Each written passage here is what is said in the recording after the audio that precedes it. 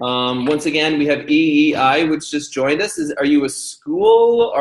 Is this one of another school? We have quite the representation from India here this morning, which we are very excited to have join us. India, this is an individual, not a group. Yeah. And again, so our friends from, I'm going to turn my video off. We're going to get some, change our background here a little bit. We're going to get started in about 5 minutes. Actually, while I do that, I'm going to share my screen. And we're going to not do that. Let's get it some warm. Yeah. Perfect. So, ladies and gentlemen, we are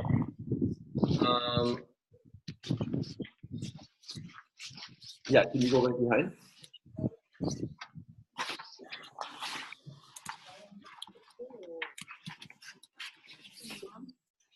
Just trying to keep it warm. Yeah. What is he doing now? Yep. Okay.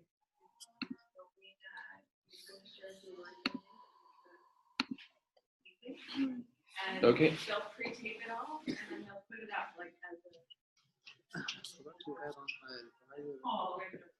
Okay. Okay. Sure. Sounds good. Yep. Yep. Thank you.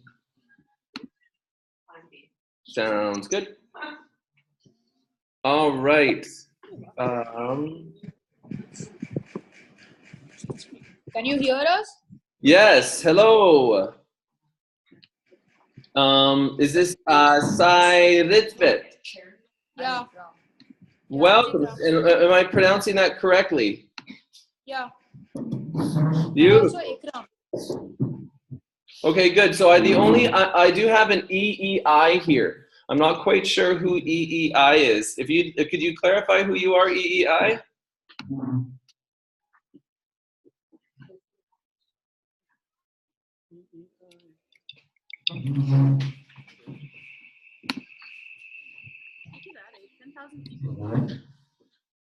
You know what? I might just. Oh yeah, we can't now. If we can even we might even be able to hold it up across the front.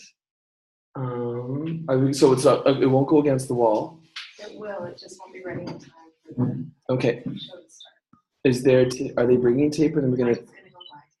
Oh, okay. Sure, sounds good. All right. Sounds good. Again, so it looks, as you can see, we have a number of sites that are here right now. But there's one site I don't know who you are, and that's EEI. EEI, do you want to let us know who you are?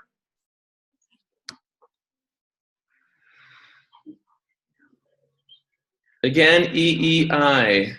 We have you here. We're excited to have you, but we don't know where you're from. It looks like your audio is, actually, it looks like we have video too.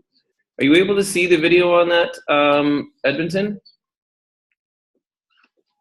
Yeah, we can see them. Oh, that's Adam. Okay. Yeah, we can't hear you though. Yeah, we can. Hello. There you go. Here we go. Hi, Terry. Brilliant. How's it going? Oh, really good. Thanks. You? Awesome. Look at that background. You see? Oh, you can't see the background now. But yeah, it's good to have you guys here. Thanks for coming. Okay, now I see EEI. What does EEI stand for? That's our class, the Energy and Environmental Innovation class. Brilliant. Okay, I'm going to put the little name of Alberta after yourselves so that we are good to go. Ladies and gentlemen, just so we have, again, we're honored. Her minister, Minister Phillips, our Minister of Environment and Parks, is going to be joining us today. And so she's going to be just coming right at the very beginning. And then after she leaves, we're going to have an opportunity then to, look at this, so great. We're going to have an opportunity to go back, look at, my goodness gracious. We have 1, 2, 3, 4, 5 sites from India that are coming on board. Again, India, I'm a little concerned I'm not going to be able to test all of your audios. So this is what I need you to do. We need you to, if you have a question, we're going to get a question after each of our speakers. Oh yes, Adam, do you want, the minister is going to be here very briefly. And do you guys want to ask a question? Do you have a question you want to ask her? Sure, we'll ask a question. Would that be right at the start? Yeah, that's good. She's coming in right off the get-go, and then she's got to run. She's actually at another conference that she's speaking at. She's literally popping out into the hallway to say hello to the Alberta students here. Okay. Good. So what we might even do is, as soon as we hear that the minister is ready, we're going to start with some school introductions. But as soon as she's ready to go, we're going to stop our introductions, and then we're going to let her speak. And because she has a hard stop of 10 minutes after the hour. And so I want to make sure that we get to questions, because I know some of you have been doing some great work and would have some good questions to ask her. So again, to our friends in India, we are going to be going live here in just a couple of minutes. I think, okay, there we go. M-E-L Easton. Terry? Yes. Yeah. Should we speak through the chat? Yes, that would be great. If you would speak through the chat, India, just because we have so many different sites that are connected here, I'm worried that we might not be able to get as good quality as we would like. And so, so if you guys want, some of our Indian schools you want to join via, if you want to ask via chat, actually the ones I did test, I tested with a couple. And so I'm going to let you to ask your questions real time. But ladies and gentlemen, we're going to get started here right away. And so if we want to get ready to go, we're going to go. And I do have Mel Easton. And who might that be? And maybe Edmonton, can I get you to take a close look around that and make sure if we do get that you'll let me know when the minister joins and what site that is. I'm just going to take a quick look. Yes, go ahead. So again, I see Mel Easton and I see someone who's typing in. I don't have your audio. Mel, oh, I do actually. I think we can hear you. Hi, it's Melissa Easton. So I teach at Arbor Lake School in Calgary. Ah, welcome. Thank you. It's great to have you here. Now, what we might, great, we're going to get, excellent. We have some students who are joining us as well. Okay, so the minister is going to join us here right away. We're going to get started. All right, ladies and gentlemen, my name is Terry Godwalt. I'm with the Center for Global Education, and I am thrilled to have everyone joining us here today. We are coming to you live from just outside Bonn, which is the city that's hosting the United Nations Conference on climate change, COP23. This is, we have some students here who are joining us from Germany, from India, from United States, from Australia, and New Zealand. Needless to say, we have students across the entire planet who are coming together to hear. And this is part of a series we've been running all week long as we've connected from different environments on the planet where we're seeing some serious impact of climate change. And so we started the week visiting, with the Ocean Wise. You may have heard of Ocean Wise, and working with some of their researchers out of the Vancouver aquariums, and they were talking about the impact of climate change on aquatic life and on fish. And then the day before yesterday, we went live to the Canadian Arctic, and we were with a mobile research station with a polar bear who was digging its head into the snow. And then today we're connecting with, oh, look at this. Why don't I try this again? And then today, and then yesterday we were connecting again with the polar bears digging their way under the snow as we were learning about their habitat and how for every 1 degree the Earth is increasing in temperature, we're seeing an increase of 8 degrees in the Arctic and the impact that's having there. And today we're very excited to come to you live from the top of a mountain. The top of a mountain in Alberta, as we're talking about glaciers and the impact that climate change has had on glaciers. So we're thrilled to have schools who are joining us from across the planet. Again, in terms of time, I'm a little concerned that we're not going to be able to do all the school introductions. I know we love to do that, but we have so many schools here. And I would like to do just a quick shout out. I'm going to mute my, yeah, I got it. Yeah, okay, we got you there. That's it. Thanks. Chestermere here. We have some Alberta schools that we're going to acknowledge quickly because their Minister of the Environment is here. So in Alberta, we have a St. Gabriel School in Chestermere that's joining us. We have St. Andrew's School from High Prairie. We have CTC joining us from Calgary. We have Holyrood joining us from Edmonton. We have Queen Elizabeth High School joining us from Edmonton. And we have schools joining us from Australia. And we have schools joining us from India. And we have schools joining from all across the planet are here. And we want to welcome all of you, welcome you to the United Nations Climate Change Conference. We're excited to hear what you have to say. And we're going to be learning about glaciers and going up to them right away. Now, we're very excited because I believe we actually have the place where we're connecting to, and we're learning about the Alberta glaciers, right? And so this is in Alberta, and the Athabasca Glacier. And so we have actually the Minister of Environment and Parks who's going to be starting this whole event off, Minister Phillips, who represents Southern Alberta riding of Lethbridge West. She is the Minister of the Environment and Parks and the Minister responsible for Climate Change Office. That's very appropriate, connecting to the world's largest facilitation on climate change, joining us today.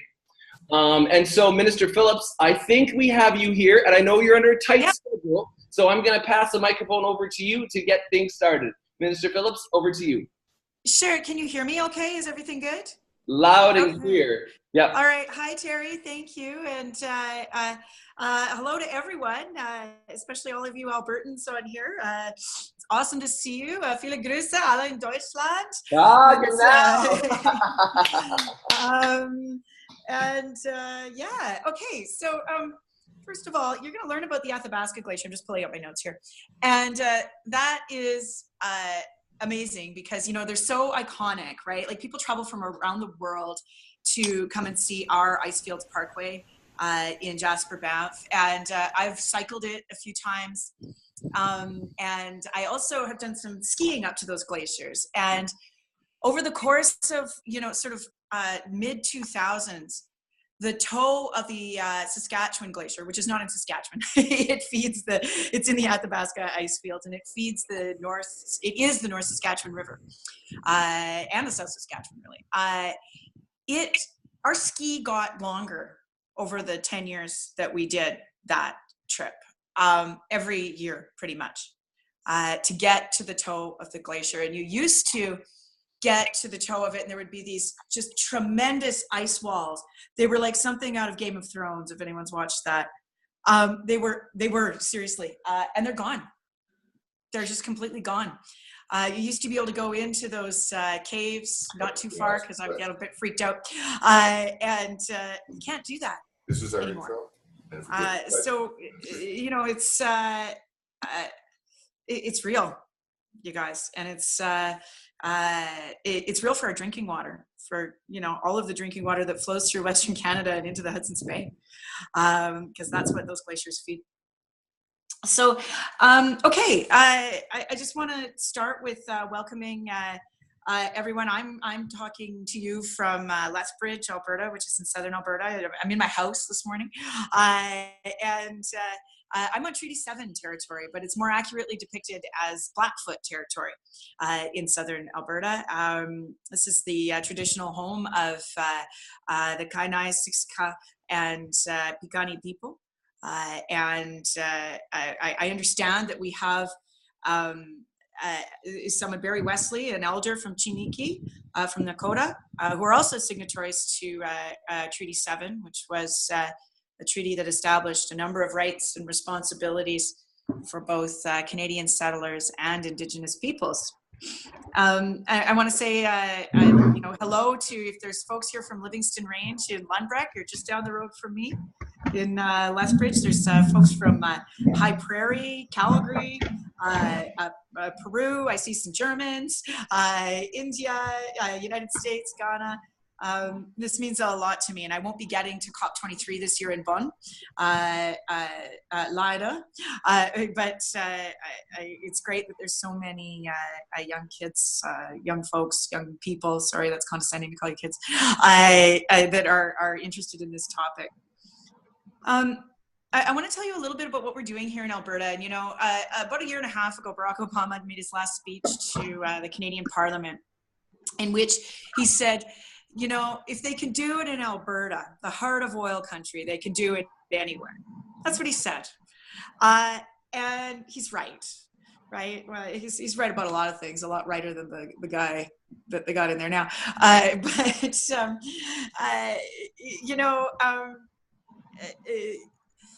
If we can do it here, we can do it almost anywhere. The problem of climate change is probably at its most wickedly intransigent in Alberta, right? We're a fossil fuel economy, we're an energy economy, and we intend to remain so for the future.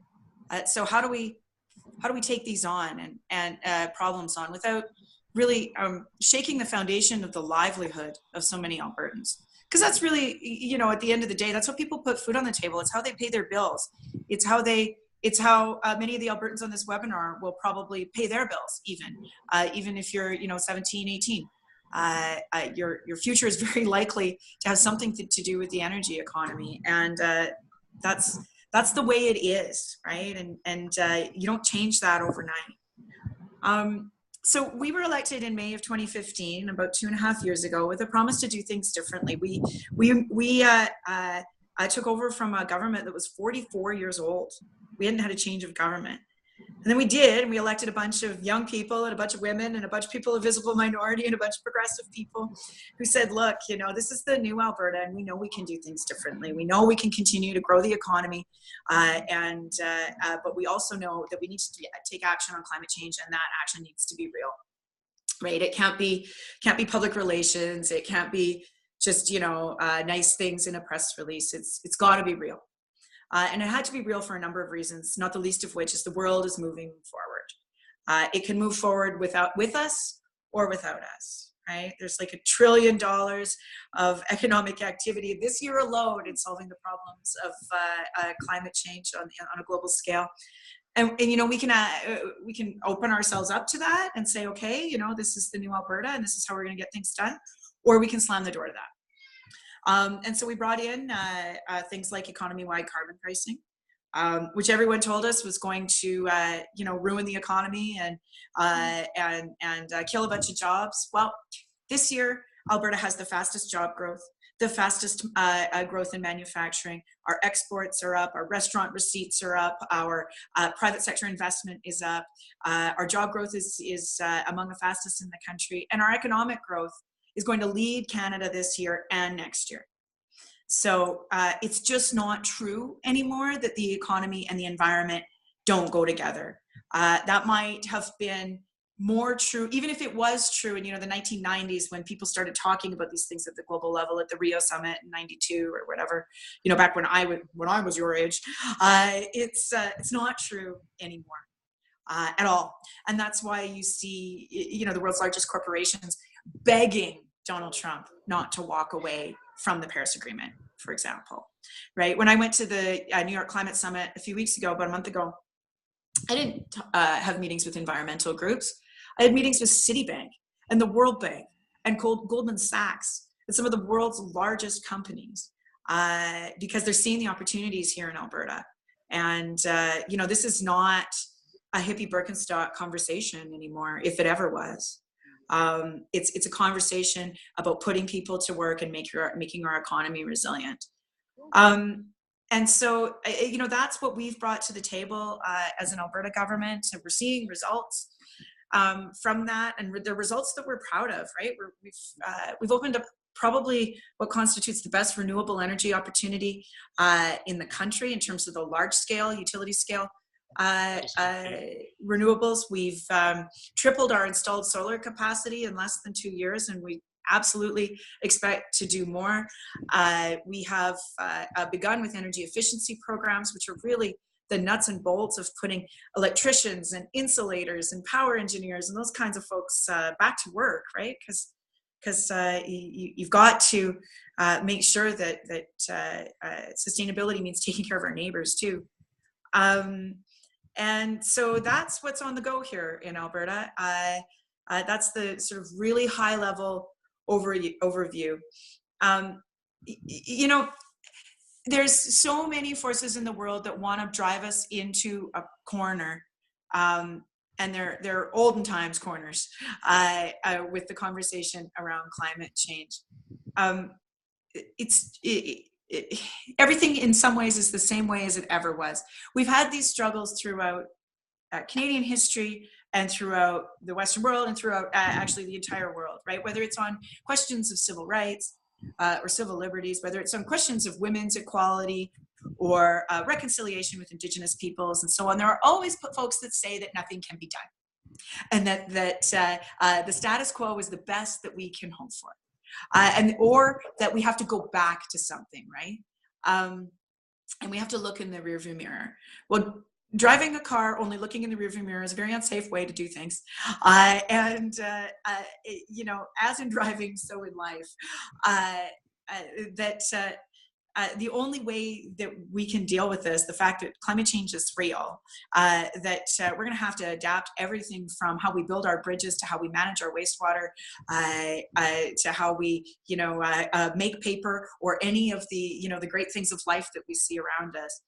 If we don't figure out a way to work ourselves into that, even as Albertans, then we're going to be left behind. And you know, my generation might make it out okay, maybe even yours, but you know, our climate goals are you know, to pretty deep reductions by 2050, right? My kids will be sort of middle-aged or having their own by then, and I think about that a lot and the challenges that I'm leaving them. So I'm going to leave it with that, and you can ask questions if you want. Great, thank you so very much, Minister. Let's say thank you, Minister, for opening us up. Now, Minister, we have, again, ladies and gentlemen, we're not going to be able to get to all the questions directly for the Minister, but I don't think there's a more timely talk when we're learning today about the glaciers and work that Pursuit is doing to bring us there in that field today, and to learn about the challenges that our glaciers are facing moving forward. So before we get to Pursuit and before we get to Banff, and we do want to open it up. I know we have a couple of questions. We're going to go right to some Alberta schools in terms of asking some questions. Again, to the rest of the world, I invite you to hold your questions. When we hear from Pursuit, you'll have a chance to ask some more questions. And we also have, as was said earlier, we have Elder Barry Wesley, who is here as well from the Chiniki Band, and he's going to be sharing about glaciers and the story that they tell. But I'm going to go first to our friends in Calgary. Calgary, do you have a question for Minister Phillips? You want to come right to the... There we go. Terry, yes. Hadar is going to ask a question. Hello, can you hear me?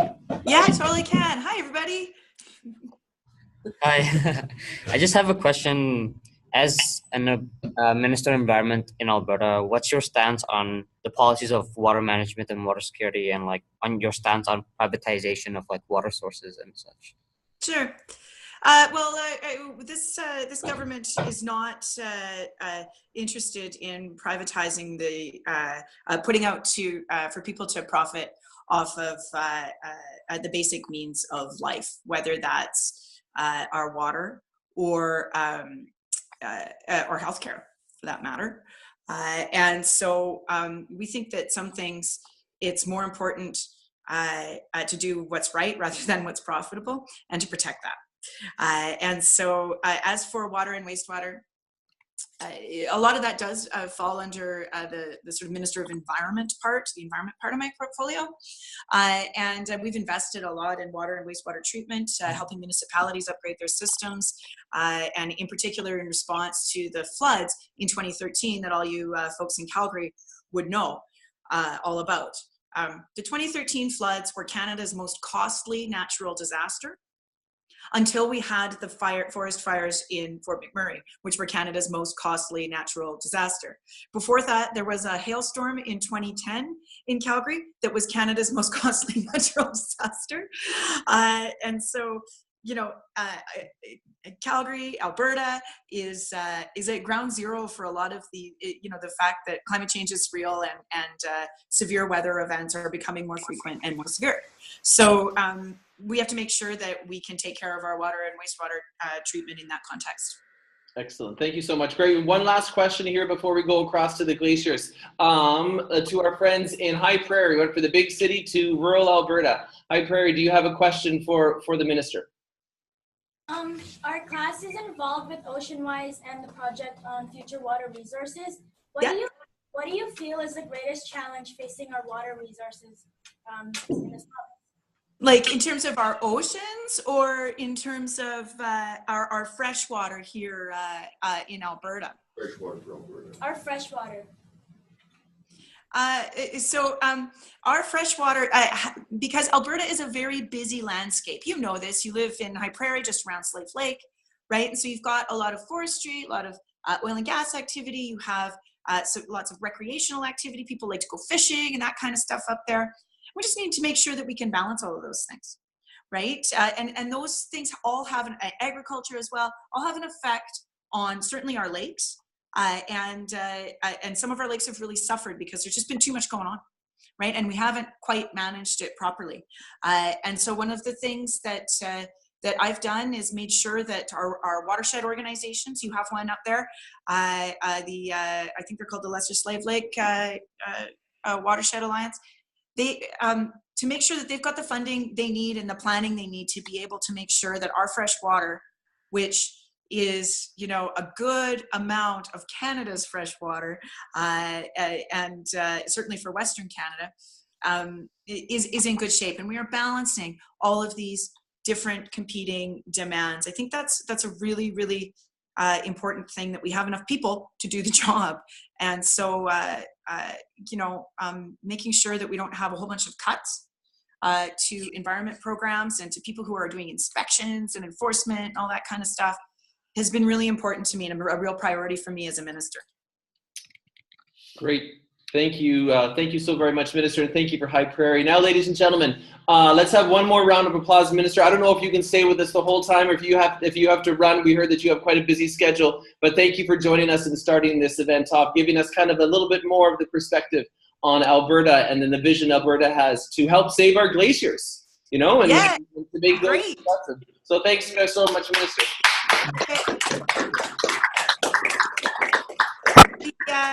Albertans among you, of course, you're welcome at the legislature anytime, and I'm happy to do any kind of follow-up webinar, Terry, if you want to pull that together. Thank you so very much, Minister Phillips. We really Terry appreciate won. Thanks, guys. Okay, now, ladies and gentlemen, we're going to hop a little bit farther to the south, but a bit higher elevation, and we have the privilege of working with Pursuit, and who has made this connection possible for us to connect and go to our glaciers. And we have with us here today two very special guests, in addition to the minister, who's going to be leading us through the history of the glaciers and what's the progress that Canadian glaciers have gone through, and what's the relation that it has to the land and to the people who've been there. And the first speaker we have to share with us today is going to be joining us live from the glacier, Barry Wesley from the Chichika Band of the Nakota First Nation. And he's going to talk about the fact that this relationship didn't start 10 years ago or 150 years ago. This relationship with First Peoples in Canada goes back thousands, even over 10,000 years. And so to share the story and the progression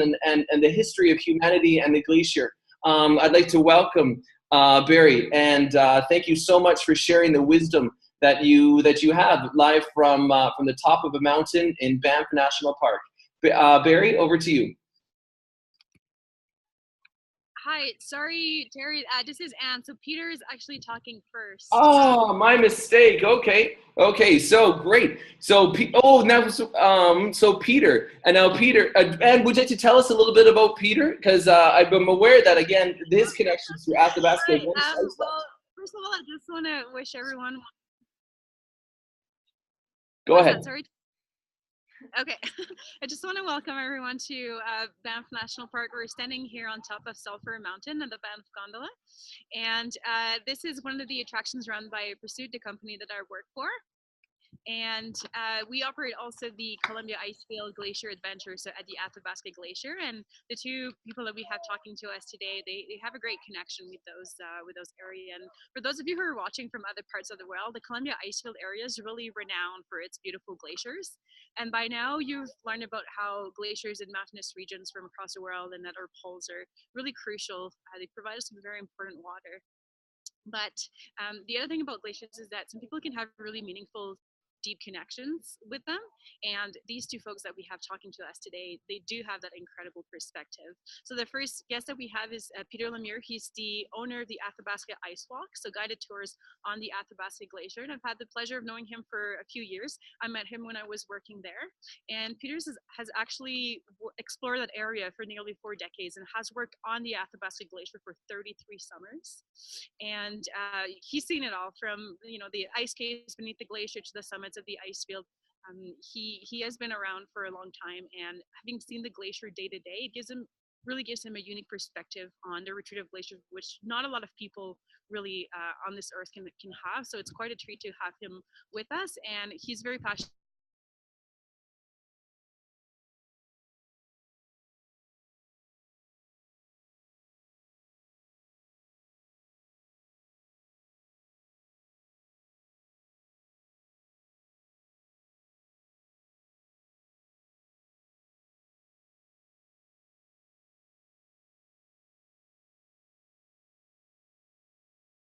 It looks like we just lost Banff. So hopefully they're going to be coming back here right away. While Banff is doing this, we actually have a gift from some Australian students who would like to come and share a painting that they created for the United Nations Climate Change Conference. And so I'm going to invite some Australians right up here to the microphone with me now. Come on up, Australia. And this is a banner that was actually brought with us to COI, which is the Conference of Youth, a parallel conference in which they learned about, in which they connected from youth from across the planet. And it's a tight connection. We're gonna get in here though. And oh, looks like Banff just came back. I think it might have been too cold. Is that what happened? Oh. Top of the mountain, so we have to use a different device. Let me just go to a better background. So we're gonna be live from inside then. Okay, that's fine. I mean, this is what happens when you're connecting from very cold places. While you're doing that, I'm gonna let my Australians who are here, who have a banner that they brought to COP, and they're going to tell us really quickly, while our friends from the Canadian Glaciers, can you tell us just about this a little bit briefly? Yeah, so basically, this looks at Indigenous communities from around the world and how they're being affected. So, for example, this is Australia's Indigenous community, one of the Aboriginal tribes, and they're being affected by drought. And so these Indigenous communities are mainly being affected by drought and flooding. And if you look on their hands, you can see some food, so it shows that they have to eat more because of the water and stuff, and because of circumstances. But yeah. Okay, great. Let's have a round of applause. Thanks for sharing this with us, Australia. So now, if I understand, Australia doesn't really have many glaciers. No, but I don't think we have any. You don't think? I don't think you have any. Yeah. No. But there is climate change, and as soon as you're ready to go to our friends at the in Banff, feel free to just say we're ready. Otherwise, I'm going to continue talking with my friend here from Australia. No, we're ready. Okay, all right, let's hop back to Banff. Thanks again, Australia. And over to you. Go ahead, Beth. You're welcome. So without any further ado, then Peter Lemieux will be in touch with you, and he's going to explain his unique perspective on seeing the glacier change every day for 33 years. Enjoy. Thank you. Oop.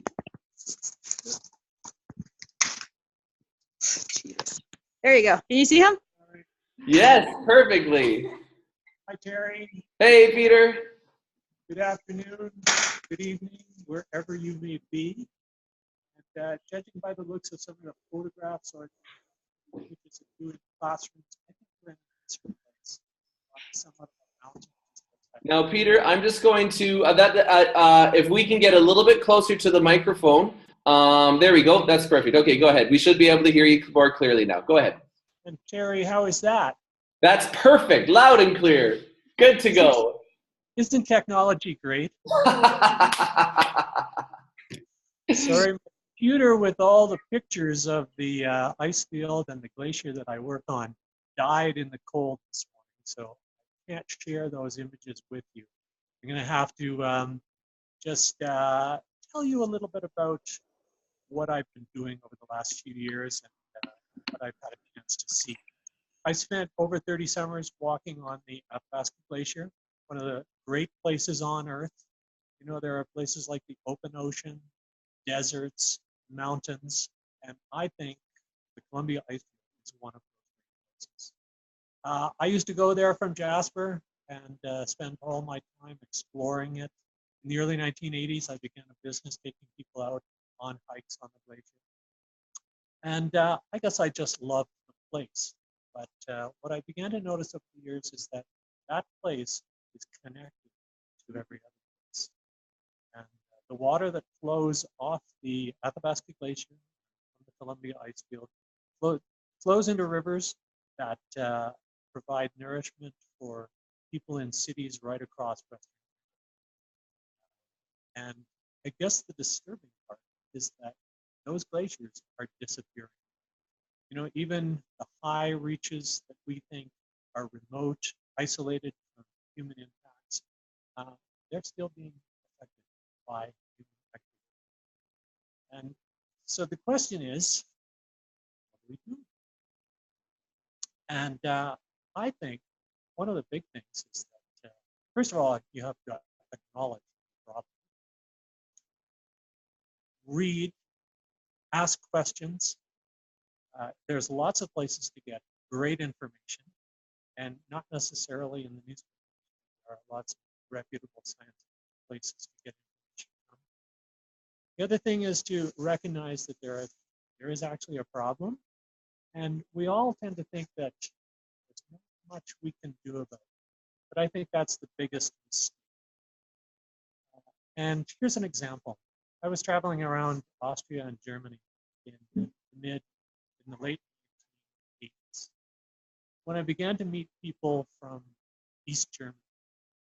And they had never been out of East Germany because there were things like the Berlin Wall and sealed borders. But that November, when I was riding around, the Berlin Wall came down. And the only reason it came down was because people decided that it was people like you decide things would change. And I think that's a big take home from an awareness of disappearing glaciers. So I'd like to invite you to come and see my glacier sometime. And I'd also like to invite you to be aware of the problem and do whatever you can to change it. All right. Thank you. Any questions?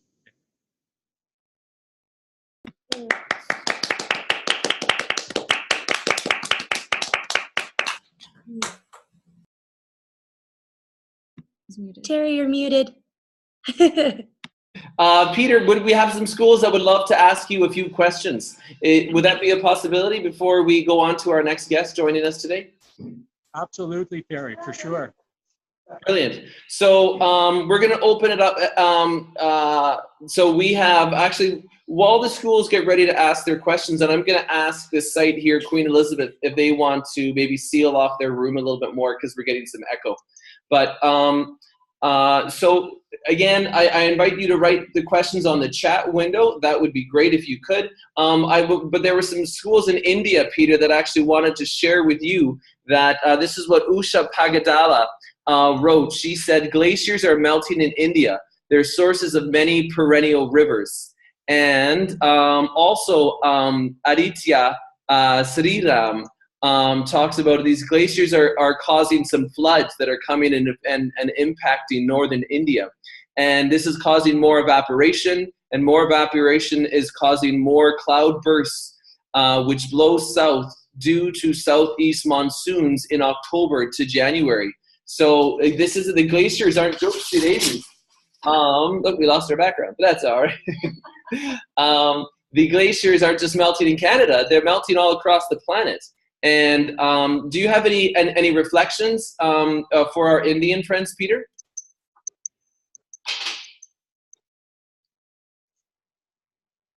Well, I do think it's sad.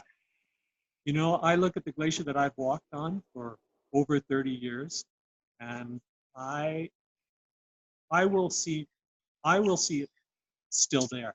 But my son may live to the point where that glacier is. And it's not that we're going to lose all the rivers, because there are other sources of moisture for the rivers, but we lose an important component. And the other thing too is we're losing a beautiful part of our world. The glaciers, the snow, the ice that covers the Canadian Rockies, they provide an element that just makes it that much more special. And as these peaks darken, they change, and they don't necessarily change for the better. So we just need to be aware of it. So we have a question here from one of the sites in Alberta, and they talked about a question about the tourism and even some of the visits that are happening there. Is there a chance that with the decreasing glaciers that are there, that there's going to be that even some of the economy would be impacted, and that tourism that's going on might not be able to continue in the future? Well, I was thinking about that this morning, and in a way, for my business, this kind of change that's taking place is actually beneficial for me in the short term, because more and more of the guests we meet who are coming to visit are aware of the issue. And I think they're coming before the glacier disappears. But in the long term, we're going to lose the whole thing. And that impacts tourism as well as. Great, thank you, and thanks for that question to our friends from Calgary. Do we have? Maybe we'll offer one more opportunity, and if you want to let me know, schools, if you have any questions, feel free to put your hand up online. And I have another reflection from our friends in India who just shared before we go to our next speaker. And again, this is from Usha Pagadala. Thanks for being so active. No glaciers, most of the rivers would dry up, and agriculture would be very much affected. I think you're right, and we see that even here in Alberta, where what's going to happen in southern Alberta when we do lose our glaciers, it's going to have a huge impact. Let's go across to our friends at St. Andrews. St. Andrews, do you have a question?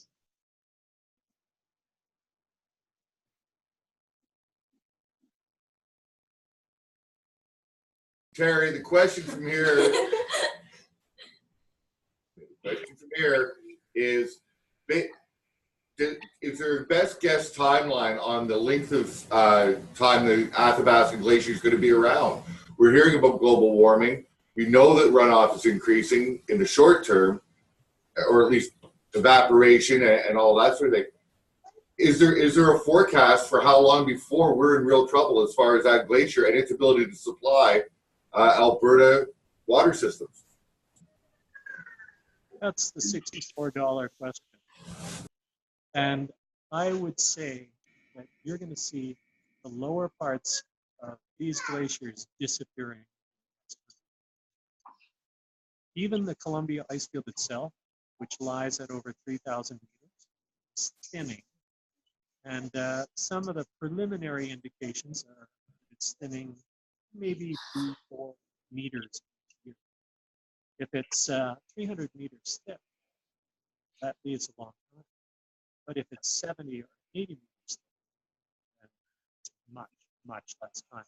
You do that. And the indications are that we're going to see major changes within the next 100 years. So if not within your lifetime, then certainly your kids. If not within my lifetime, within my kids' lifetime, we're going to see that disappear. Those are pretty powerful. It's pretty scary. One last reflection that a student shared online before we pass the microphone over, and we thank Peter for his words, was that the impact that we're seeing is ironic, that we have both floods and droughts, and that those glaciers act as a real stabilizer. So again, I know some of our Australians have some questions. I'm going to ask us to hold on to the questions for the next round, because we got 20 minutes left, and we really want to make sure that we hear from Barry here. So let's say thank you one more time to Peter for sharing, and for his work with the Athabasca Glacier Ice Walks, and to Pursuit for bringing him out. So thanks so much, Peter, for sharing.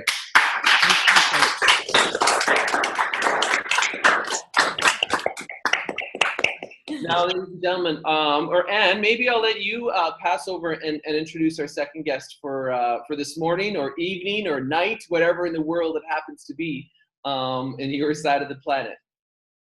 Yes, so our second guest is Barry Wesley. He is a member of the Bighorn Chiniki band of the Stoney Nakoda First Nations. That's one of the Indigenous groups that we have here in Alberta. And this Indigenous group, they have a truly spiritual connection with nature. They're able to connect to the natural world in ways that other groups in the Western world can't. And I've had a chance to see it, firsthand this summer. This is when I met Barry in June, where he invited me to participate in a ceremony that took place on the Athabasca Glacier, which is where I started my career with Pursuit, actually. And it gave me a chance not only to deepen my connection with this place, but also to see their perspective and just get this tiny insight on their spiritual beliefs and how they connect to nature. So really, we're very lucky that Barry accepted to come and share this with us. He has great things to say. Barry, if you want to come along and share with us, please. Barry is an administrator, a consultant, Stoney language teacher, and also researcher as well for the culture. Please. Welcome. Let's say thank you to Barry for sharing and joining us today.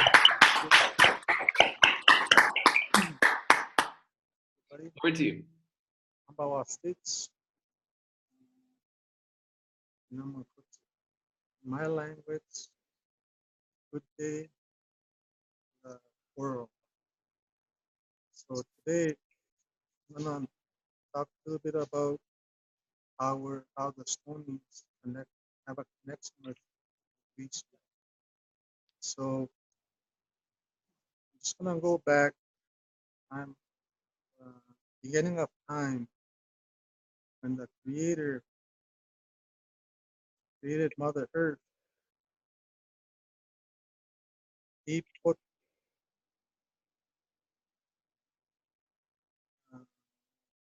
stewards or workers. In my language, we call them scab, meaning the person that maintains Earth. Barry, could you speak up just a bit? Let's speak. That's what I was asking for. Okay. Can you hear me? Yes, that's good. That's perfect. When you're nice and close like that, you come across really clearly. We hear you before, but it's even better now. Okay. So, when Creator created Earth, he has to put 4 elements, as we know: the wind, water, fire, and earth. And also they are the brothers to the glacier.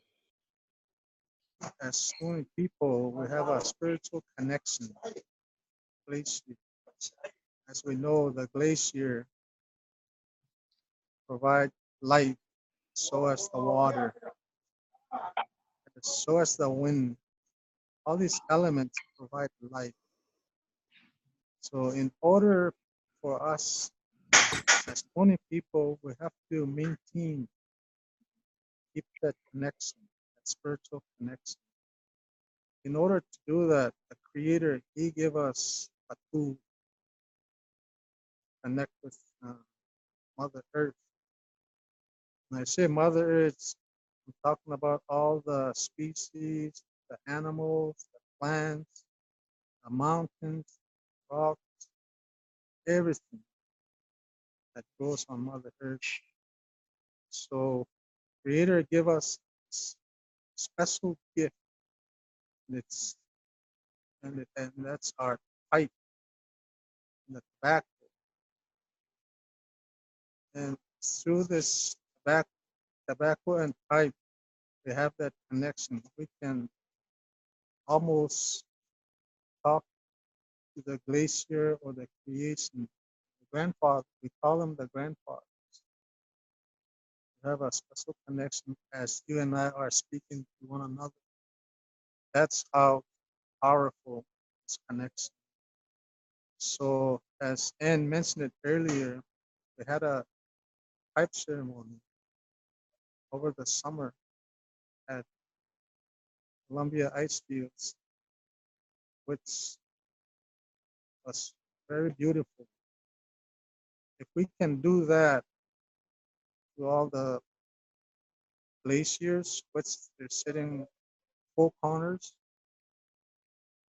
on Mother Earth, they need to be acknowledged. So we did one ceremony. The other three needs to be done too as well. If we do that, this climate change, it won't happen because we neglected Mother Earth. And through the special gift, we can change that. Creator is listening, he's waiting. And as humans, we need to reconnect Mother Earth. As I speak, we are not, we forgot about that connection. We took Mother Earth for granted. Now it's time. We need to acknowledge and appreciate Mother Earth. And also, as I mentioned, the water, it's a spirit, a life giver. So as the mountains, so as the wind, the air, and fire. They're all life givers. So today, I will share my stories. There is so many stories to be told, but today I only have so little time. I'm gonna stop here. Thank you.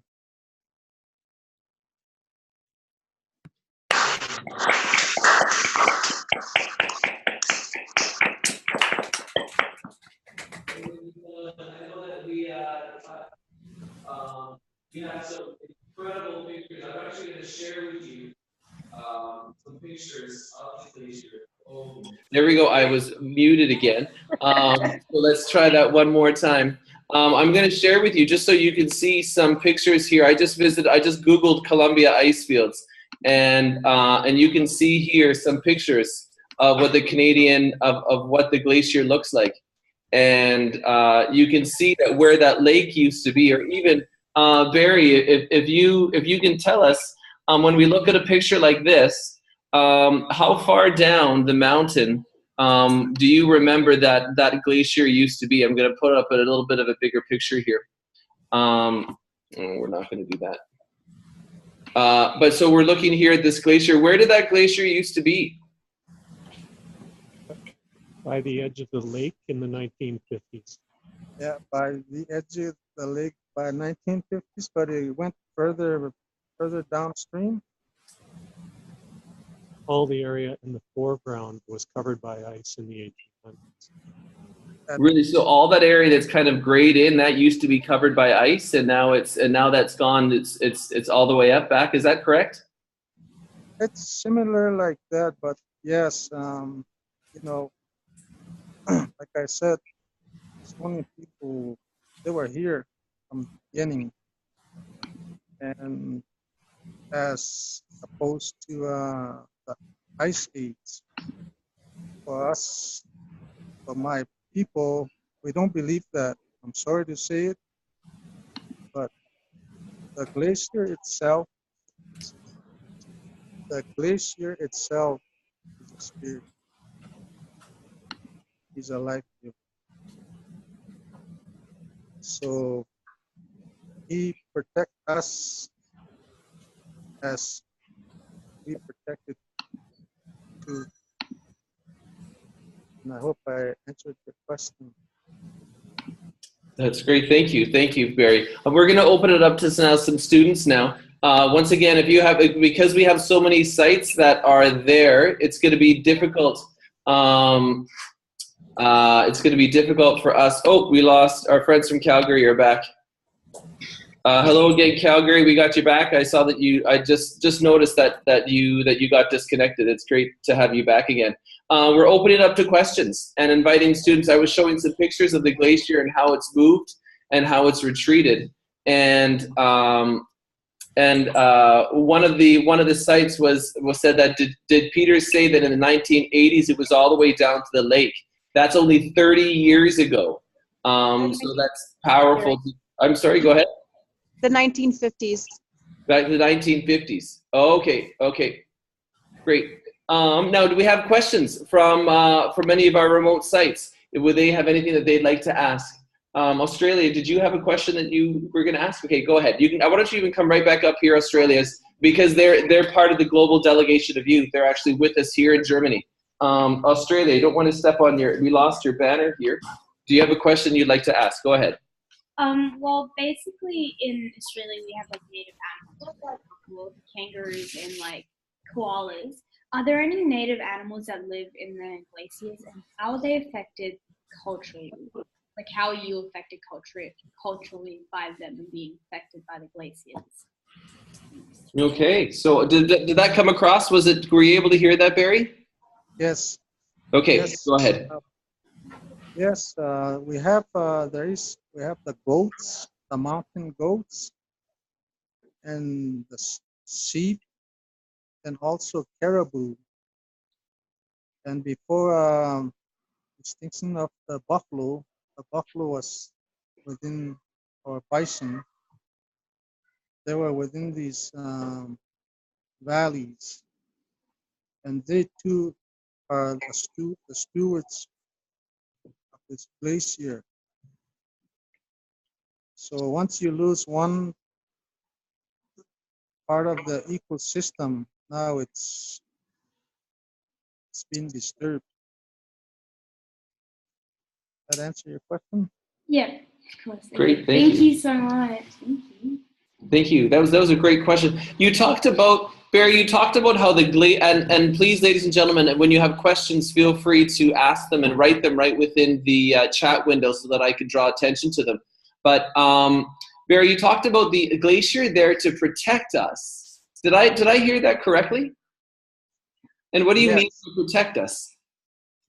See, the glacier, we call him a chief.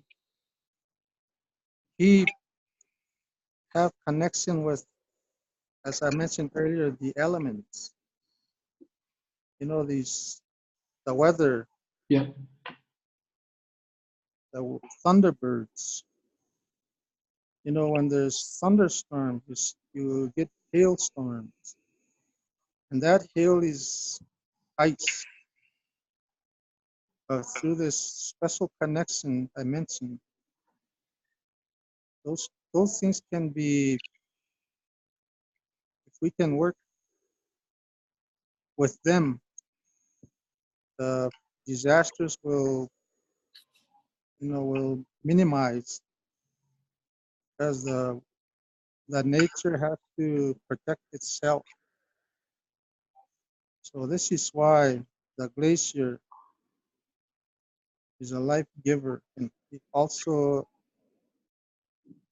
offers medicine to my people. Yeah. Barry, you mentioned the Thunderbird, and if you take a look, it might be a little bit hard to see, but the Thunderbird is actually on this shirt that we have here.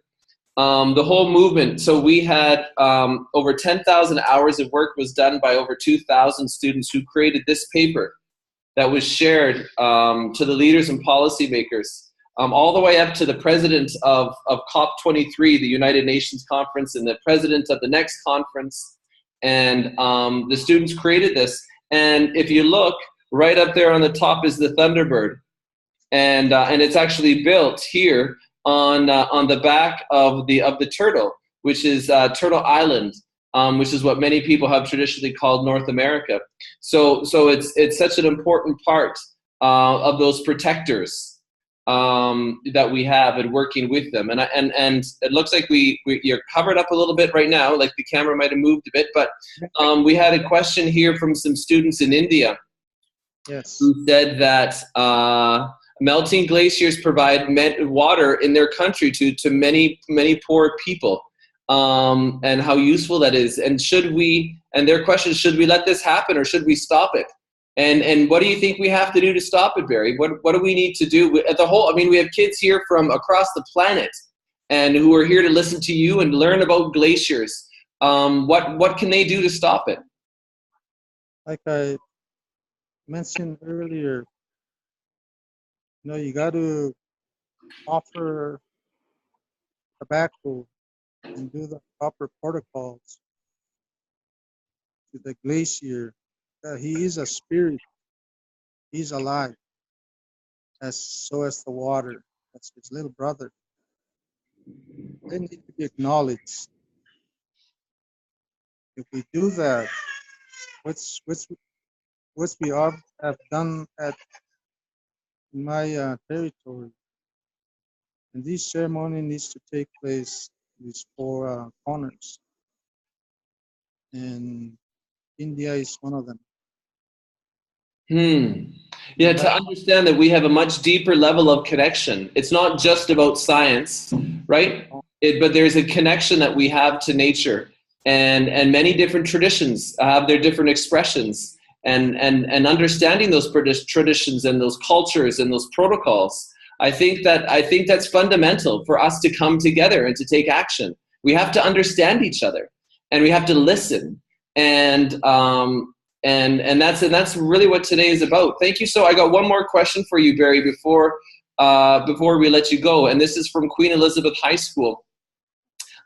They said, I understand that governments can do to solve the situation, but I was wondering what you think the youth of Alberta. So I think that you shared a little bit about the sharing of tobacco, but do you have any other actions so the youth of Alberta could do to slow the melting? Yes. Language is another important component to saving the glacier. As caretakers, language, we got to use our own language to connect. And glacier, like I mentioned earlier, it's a spirit. He will listen, but you just got to follow the proper protocols to connect. And as Stony people, we have that aspect. Hope I answered your question. Thank you so much. Ladies and gentlemen, we are basically out of time. And so let's say a huge thank you to Barry for sharing his words of wisdom. Thank you very much.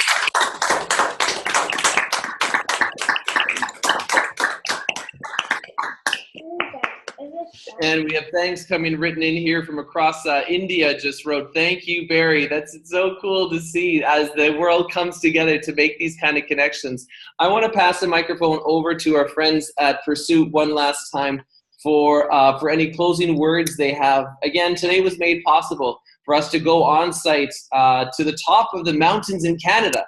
And it was so cold, their computer ended up freezing, but they stuck with it. And we made this connection. Pursuit, do you have any words for these young people and old people who are coming from all around the world to learn about glaciers and the impact of climate change? Well, first of all, I think that the testimony shared by Peter and also by Barry will inspire all the youth out there to strive to look for your own personal connection with what's in the natural world. If it's not a glacier, it can be something else, but to explore what's, in your backyard, but also what's abroad, because you never know really how deeply you will connect with something. And this is what will inspire you to make a change. Until you find what connects you to nature, then it will be harder to be able to, to connect that way. So find what inspires you and let that strive how you're going to make a change in your life. Come and see them before they Yes, disappear. and come and see them. And come and see them. Isn't that the truth? And come, I am in Germany, a long ways from home. But if you come, our friends in India, our friends in Australia, our friends wherever you're joining for us, we want to introduce you to these beautiful parts that make up our country that we are so proud of. And we would love to share them with you. And thank you for sharing your time, Barry. Thank you for sharing your time, Peter. Thank you for making this happen, Anne. Thank you to Pursuit for bringing us live and on site at the top of the Rockies in Canada. Thank you to the whole world for coming and joining us in today's event, our last of our global webcasts as we visited the planet and different ecosystems at risk. So wish you all the best. And we'll see you again next year, joining us live as we go to Poland for COP24. And if not then, before then, sooner, as we continue to connect students to the different places and planets that we are working with. So goodbye, everybody. Thank you for coming. Bye. Bye. Goodbye. Good. Right. Done. Great. Thank you. Thank you. Thank you. Great.